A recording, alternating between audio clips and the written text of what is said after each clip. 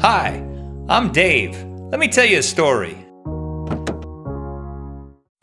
Hello, I'm daveives, talking to you from my office room here in Alice Springs, Australia.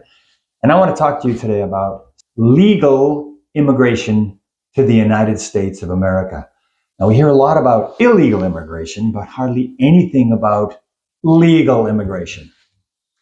I'm kind of turning into a legal immigration expert because for almost the last 3 years, it'll be 3 years very soon, I've been working on getting my wife a green card to enter the United States.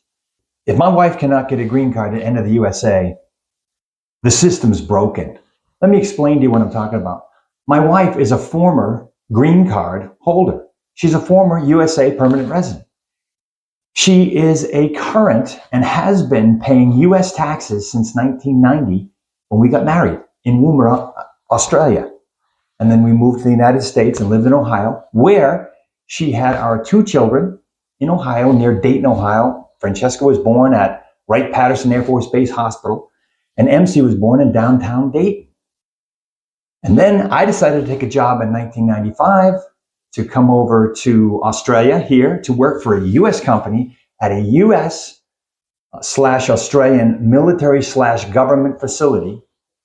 And because I stayed too long, my wife's green card expired in 2003. And at the time we thought, no big deal. When we need a new green card, we'll just fill out the paperwork and it'll be a snap to get a new one. Well, we've been at it now for almost 3 years and we do not have a green card. As a matter of fact, we're looking at another 2 years before the immigration department will make a decision on our case. The bottom line is, my wife is a former permanent resident in the United States. She's a current US taxpayer.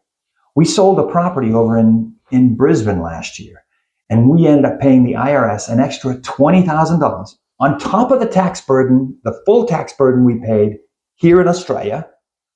And then the United States looked in and said, "Oh, you hit a threshold, and so we're going to tax you an extra 20 grand just for filing a US tax return." So let me get this straight. My wife can pay US taxes on her foreign sold rental property here, which we own jointly, but she can't enter the United States. My wife and I both have a property in Florida, in Citrus Springs, Florida, where my daughters are currently living now. You mean to tell me that we can't go live there? But in the meantime, my wife and I are in the family separation business, where our 2 daughters are living in Florida in our home that we have. Yes, I think you can tell the stories a little bit. There's more to the story than I'm telling you, but how much can I tell you in a video here? But I have articles on Substack, and I also have written a book called Lockdown Australia, Pandemic of Madness. I just put it out on Kindle. I'm working on the print copy right now. But in that book, the last chapter, Chapter 10, is Lockout USA. You want to read about our story? Go there and read it. And then you tell me if our case is not a no-brainer. It's an absolute no-brainer, and the US immigration system, legal system, is, as far as I'm concerned, it's just an IQ test. And the IQ test is, if you apply to enter the United States legally, you flunk the IQ test. It is absolutely amazing how bureaucratic and how much red tape somebody can throw out there at something so simple. And I'm really not convinced that my taxpayer dollars, my US taxpayer dollars, Marietta's US taxpayer dollars, your taxpayer dollars, I'm not really convinced that that's a good use of how to spend them.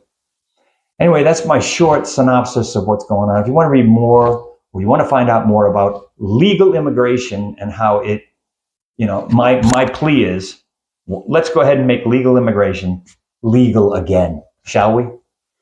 Like I say, if you want to read more about it, you can read my Substack articles, daveives at substack.com, I think it is. Or you can pick up my Kindle book. It's only $5, but I would direct you to read Chapter 10, Lockout USA, and it explains our whole situation, and it explains how the US legal immigration system is completely broken.